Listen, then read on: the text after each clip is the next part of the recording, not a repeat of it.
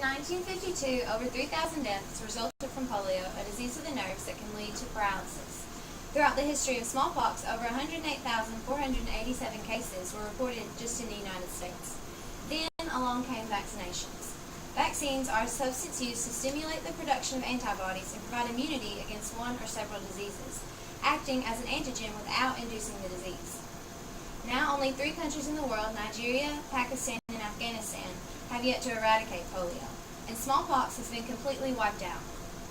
Vaccines have eradicated many diseases and put a measure of control on other illnesses. Some people oppose vaccines because they feel there are too many risks involved.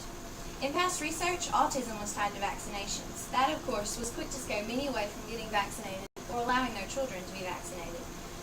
But in actuality, that research was never proven. Other individuals opposing vaccinations say that it's healthier to build up a more natural immunity. It's said to be too artificial to have a type of a virus injected into your blood.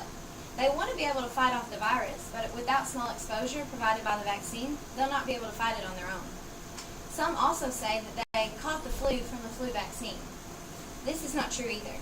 Christine Hay, an assistant professor at the University of Rochester Medical Center, proves this by stating, "There's simply no way that the flu vaccine can give you the flu. It's impossible. For one, injected flu vaccines only contain dead virus, and a dead virus is, well, dead. It can't infect you." There are state laws requiring that all students entering public schools get some necessary vaccinations, unless they have medical or religious reasons to be exempt. Some people argue that it should be a personal decision, and this is true in some regards, including the flu shot or the HPV vaccine, which are personal decisions and not a requirement. And other vaccines are only a requirement for children attending public schools.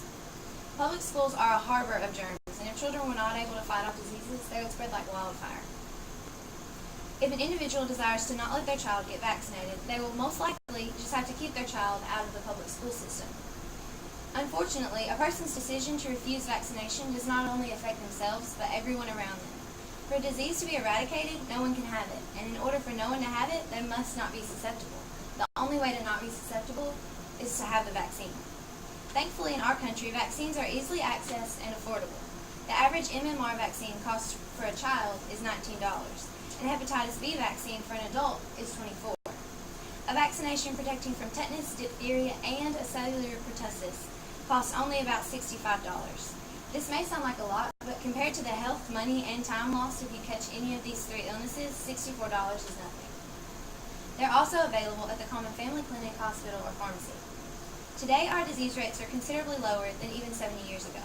For example, it was reported in 1964 through 1965, before rubella immunization was used regularly in the U.S., there were an estimated 20,000 infants born with a congenital rubella syndrome. Due to the extensive use of the rubella vaccine, today only 6 CRS cases were reported in the U.S. in 2000. Why go without a simple vaccination just to live with the risk of catching a dangerous illness? We have a stronger handle on the diseases and illnesses that plague our lives than we have ever had before. We are able to continue moving forward, focusing on bigger and better things. Our leaders in the medical and science field are searching for a cure to cancer and AIDS. They're fighting heart diseases, instead of focusing on the illnesses that people suffered in times past. Thank you.